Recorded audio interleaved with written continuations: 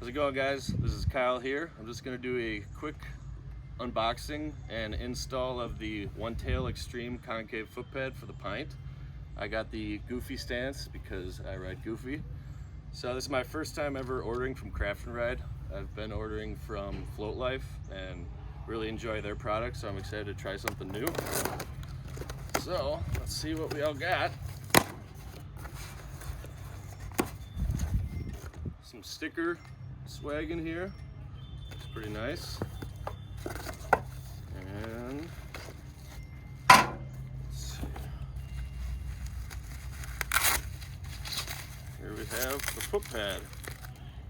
And we got an extra piece of grip tape for the front pad as well. This is a new grip tape that Craft and Ride just put out. Apparently it's supposed to be very nice, so I'm excited to give it a try. So there's the foot pad. As you can see, it's actually made specifically for your stance, which is really nice. So I'm excited to give that a try. So to remove the old foot pad, they do include Allen wrenches when you buy your Onewheel, and there's one in this set as well. I definitely recommend getting a ratcheting screwdriver. It just makes life a lot easier. So let's see what we got here. So the removal of the old foot pad and the installation of the new foot pads was a very easy process. Just make sure that you read the instructions as far as which bolts you're taking out and in which order. And the float pads came with bolts that were longer, and I was worried that they weren't going to line up properly with the new foot pad, but everything was perfect. So it was a very easy, smooth process. All right, so we got it all installed. Really like how it looks. Now let's see how it feels. So right out of the gate, I noticed a lot of control and absolutely loved how this pad felt.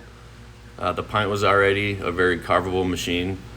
Now it's just on another level. This is my first time also having a wooden concave. I used to cush high on my XR, and I love how that feels. So it's a little different for me having the wooden concave. It's not as forgiving, I guess, as the cush is. So I am excited to try out the cush snug, but I really like how this one feels, and you feel very locked in. Now, one thing that concerned me about this was the stance-specific foot pad, because I do like to have my friends ride on my boards, and a lot of them ride regular. So I had my brother-in-law get on, and initially he said that he didn't like it because he rides with his feet close to the fender, and that's where that concave really went up high. So he went back and moved his feet a little bit and said it was definitely rideable, but he wouldn't choose to ride that way. So if you have a lot of people use your board, think about that one.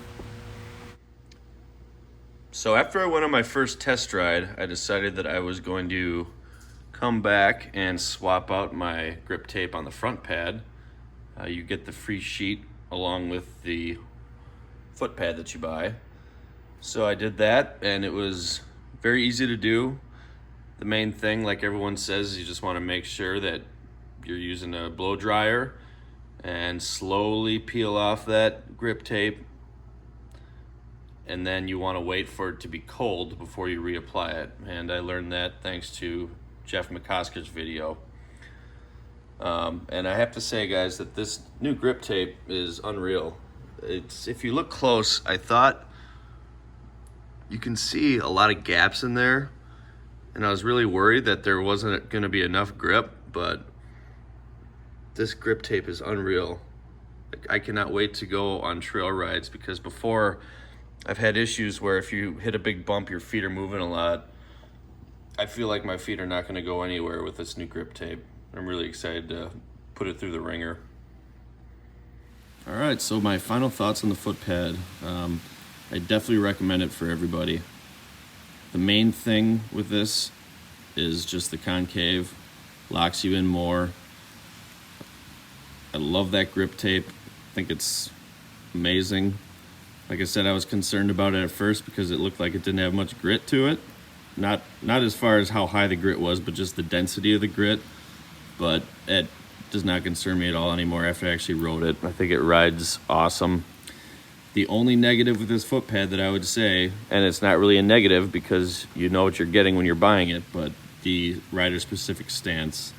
I think if you have a lot of people that are riding your board and they don't have the same stance as you, I guess if they're going on long rides, they might notice it after a while, but I do think it is still rideable. It just might not be the best thing. But if this is just your board and you have your stance and you're sticking with it, this is an awesome foot pad. And they did a really, really good job on it. So good job, Craft and Ride. Loving your stuff.